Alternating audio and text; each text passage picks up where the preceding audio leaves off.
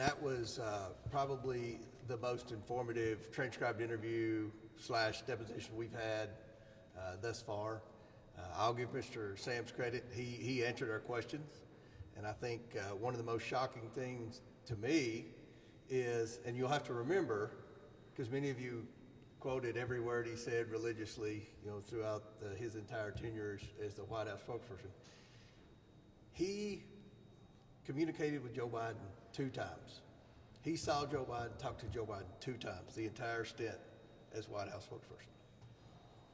But yet he would every day tweet and issue statements from the podium of the White House, combating everything that we were doing in the Oversight Committee with respect to the investigation, combating the Hur report, saying he didn't know. In fact, Robert Hur spent more time with Joe Biden than Ian Sams.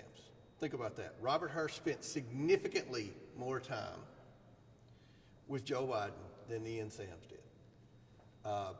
So when we would ask questions, well, you said this, did Joe Biden tell you that? Well, I got it from the president. Did Joe Biden tell you this? Did Joe Biden send you an email himself? Well, no. So it raises serious concerns and serious questions about who was calling the shots in the White House. If the White House spokesperson is being shielded from the President of the United States, who was operating the Oval Office?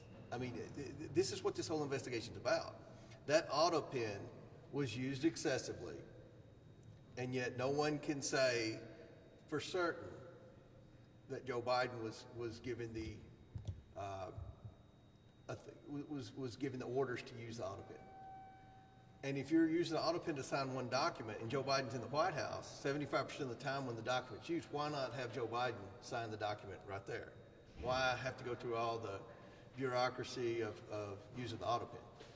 I mean, this was a huge interview today, and I think it contradicts everything that the former Biden people are saying with respect to the president's mental fitness. There were very few people that were around Joe Biden, especially at the end, and that's when the majority of the pardons and executive orders were signed with that auto pen. I mean, I can't say this enough. I want to say this one more time so everyone understands. Ian Sams, who was the White House spokesperson for a significant amount of Joe Biden's time as president, interacted with him 2 times. 2 times. So, we're going to continue to bring people in. And again, this person, Ian Sams, is the one that would counter everything Robert Hur, or anytime anyone would suggest that Joe Biden wasn't mentally fit, he would say, no, he's at the top of his game. Every time he tweeted out, and there several times he gave interviews on MSNBC. Every time I've interacted with the president, he was sharp. He asked great questions. In there, under oath, he interacted with the president 2 times, the entire time. The entire time he worked in the White House. That's astonishing. Any questions? Did he